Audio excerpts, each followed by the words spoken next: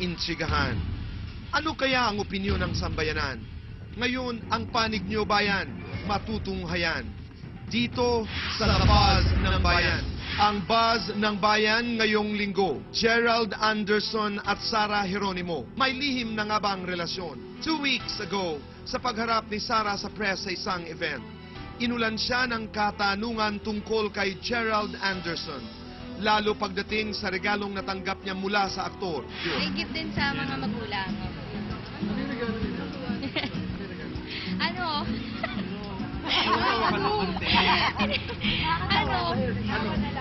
Ano? Pwede ba, ano? Nahiya naman po ako sabi. Ikaw ano regalo? Sa kanya? Ano? Narigaluhan namin siya ng ano? Ng shirt. Shirt. Shirt.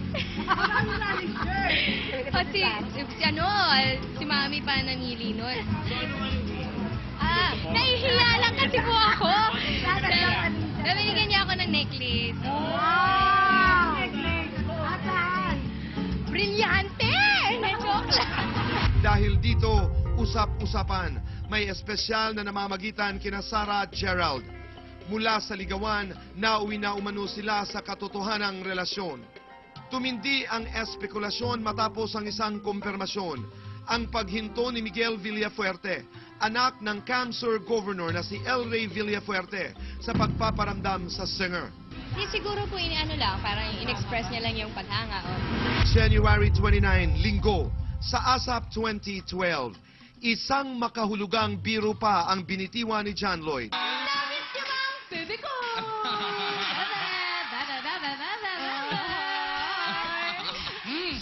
Baby ka dyan meron ka... G.E. Anong DJ? G.E. Gege. Sino ba yan?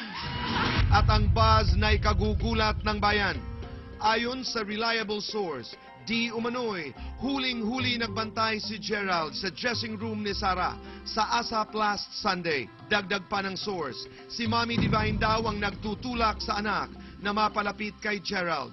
Ang katotohanan ayon kay Gerald at Sara. Hindi naman. Siyempre, kung magkaroon ako ng chance, yeah, sige. But,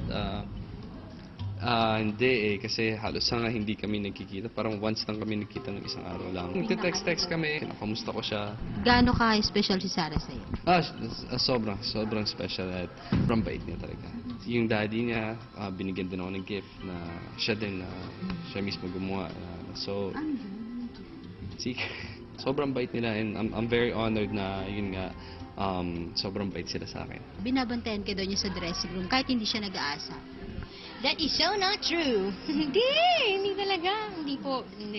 Once lang po yun nung Christmas po. Yung inabot niya yung Christmas gift niya. At nang tanungin kung may plano si Gerald para kay Sara sa Valentine's Day. Kung karoon ako ng opportunity, syempre bakit naman hindi. Tsaka kung hindi siya busy. Paano pagyayain ka ni Gerald sa Valentine's? May trabaho yata si Gerald ng 14. Pero, titingnan natin po. Kung libre po ako at libre naman siya, tingnan po natin kung pwede. Payagan ka, Mami Divine? Siguro, hindi ko po alam. Tatanungin ko siya. Ngayon, ano ang buzz niyo?